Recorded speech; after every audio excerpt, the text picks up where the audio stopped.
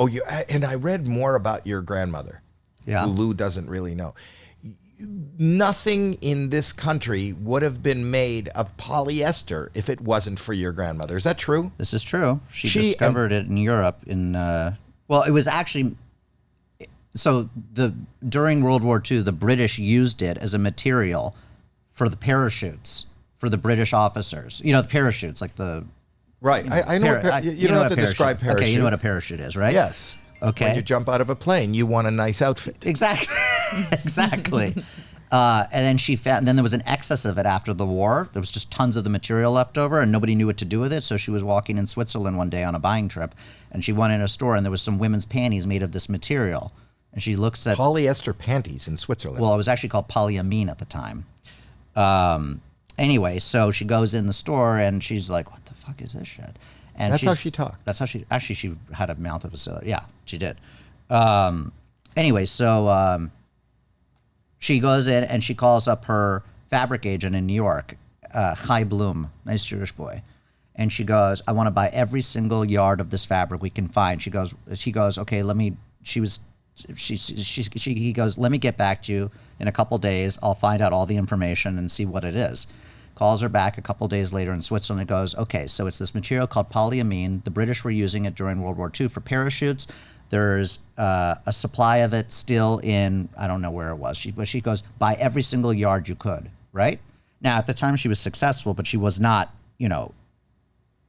buying every single yard of this could have either bankrupted her or, set her for life. It was a gamble.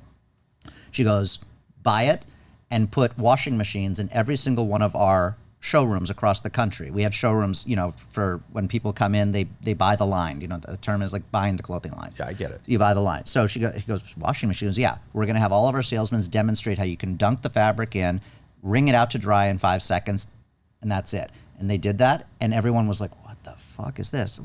It's like a cotton that you can dry in 5 seconds?" Like, they'd never heard of it. It was like, right. Like, what is this? And then my dad, who was a salesman for the company when he was in his 20s, would literally go to Texas in the 900-degree heat and hang the fabric on like these hitching posts, and all these like buyers for the line would literally be like, "What the fuck?" And it was the biggest success of 1967. She didn't get the rights to. She didn't need to. She had a monopoly on it. You can't. No. So the fabric was owned by DuPont. DuPont owned the fabric out of Leeds in England, and you could. But what DuPont did was they gave her advertising money, and so not only did she have all the fabric, she could popularize her own fabric on DuPont's dime too. It was big. It was good. Oh, wow. And did she end up, or your father end up selling the company? They retired in 2001. That's pretty amazing. The history of, polyester. Yeah. How did she change the real name? Why did she did she come up with Esther to be the? I don't know what that came. I think that was I think the trade name was polyamine, and I think DuPont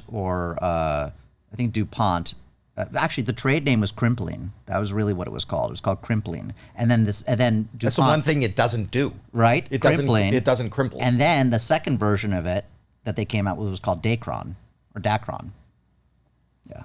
And that became but just to have the foresight and the balls to invest everything you have in anything, saying, "Give me everything that exists." Well, during the Korean War, she also did the same things. There was a surplus on woolens because during the Korean War, all the soldiers' material, the uniforms, you couldn't get woolens at the time. So she was smart enough to think when the war broke out she literally bought a warehouse and filled it with as many woolens as possible because she knew that she wouldn't be able to get it during the war. Woolens. Wool. Just wool, but they were already made. No, yards, bolts of wool to produce our clothing. She's always one step ahead. Amazing lady. Smart. And this is a woman who killed multiple Nazis.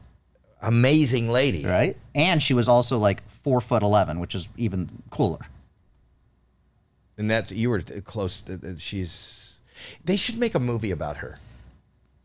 Cubby Broccoli, who did James Bond or whatever, right, wanted to many, many years ago. They were on the golf course and it just never, you know what? She wasn't famous enough She wasn't Coco Chanel, or she wasn't Edith Head, or she wasn't like. You're not going to go to the movies to watch about. There's so many people who've done incredible things that you don't know, like who invented the airplane rivet. Like there's so many great stories, but no one's going to go and watch. Yes, I guess. But to be the proprietor of the everyday woman's fashion, polyester is now kind of synonymous with, Shit. Yeah, but everybody wears shit. Most people wear shit. That's what the country. The woman who did that, who was also had the wherewithal and the heroicness to kill Nazis, who also, created a whole business, like reinvented herself, to move here from, what was she? She was in Holland during the war. She was in Holland, to move to a whole other country. I would imagine English was not her first language. She spoke 7 languages. She came from a wealthy family. The Nazis took everything, but she was educated. So she came here with $1 in her pocket, but was a very smart woman. Like she studied in the best schools in Vienna, but then she watched Hitler march in and she goes, I'm getting the fuck out of Dodge. And she goes to Holland, where she goes into the Dutch resistance forces, into the underground, meets my grandfather who died in Auschwitz. My real grandfather died. My last name is really not Flagg, it's Stein. My grandfather, Hans Stein, died in a camp. They hid my father in a Catholic hospital, didn't circumcise him, so they would not know that he was Jewish. And she would go every day. She dressed as a Red Cross nurse, would go to the Catholic hospital and would take care of all the children. Nobody knew that this child was hers. My father takes care of him, whatever. The war ends. My real grandfather dies. My grandmother remarries another guy named Flagg, right? He goes to America. My grandmother and my father go to Palestine, which is in 1946, before it becomes the state of Israel in 48. Go to what do you call it? To what are those places? Kibbutz? A kibbutz, exactly. Go to a kibbutz. She almost gets raped in a kibbutz. She's like, I'm getting the fuck out of here. I beat Hitler. I'm not going to get raped on a kibbutz. So then she goes, it becomes state of Israel. Then she moves here with $2 in her pocket and goes to San Francisco. And walking in Union Square, sees a sign. It's I don't remember. The store is still there, a fabric store. Goes in and goes, I need a job. Becomes a seamstress or whatever like that. And the rest is history, and built up this huge company. It was really crazy. Did she try to go from Europe to the U.S. and was turned away, and that's why she went to... No? No. She wanted to... Her family that survived the Nazis went to Israel. So she wanted to go be with them. That's amazing. It's an amazing story. I give you a book. Is there a book? Oh, yeah. I wrote it when I was 14. We took 3 years to write it. I would travel around the world with her, and every night we would do a new chapter, and I would write this book. It's online. You can buy it online. What is it called? Was it self-published, or did you get it published? No, it was Harper. I think Harper did. 1 second. No, Harper did my last. I don't remember who did the last. What is the title of that book? A Simple Girl, Stories My Grandmother Told Me. That's the movie. Yeah. Does anybody have the rights to that now? You're looking at them. Let's try to make that movie. I think that's like a Norma Ray story. It's a phenomenal... Yeah, I agree with you. I think, like you're saying, Coco Chanel, we see these movies. What's the movie that they just made with Lady Gaga? What's that one that she just did with about the fashion industry? You know what I'm talking about? Where she was Italian. I think it was Driver, Adam Driver. I'm trying to remember the movie, but somebody here will know. That's the book. What the A fuck? Simple Girl. So we're gonna do spec houses. We're gonna make movies.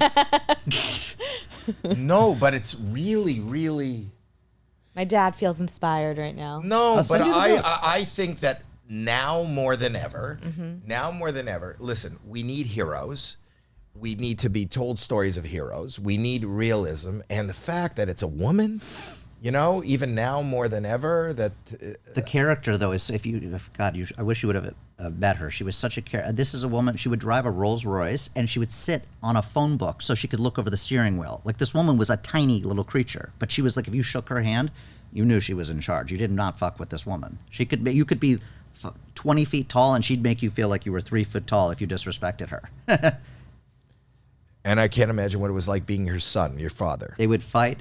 Their communication was, I would go to their offices downtown, and I would just hear, my dad, mother, and she would one day she was literally, I saw them, but they loved each other tremendous. They were best friends. But I remember walking into my dad's office, and I see this little tiny woman and my dad this tall, and she's literally holding her arms up like she's about to punch him, like she couldn't reach him, like up like this, and my mom and my dad is holding her hands down. Is like, what are you gonna do now? What are you gonna do? And she's like, "Argh!" She's like, she just stormed out of the room. Like but they loved each other. They were just, wow. It was they really, fight over business often. Oh, my dad would say, we need to expand to China. We need to do this. She'd go, please, I built this company. You're just my child. But my dad was also the president of the company. They would always fight over everything. But it was, they loved it. I mean, they were best friends.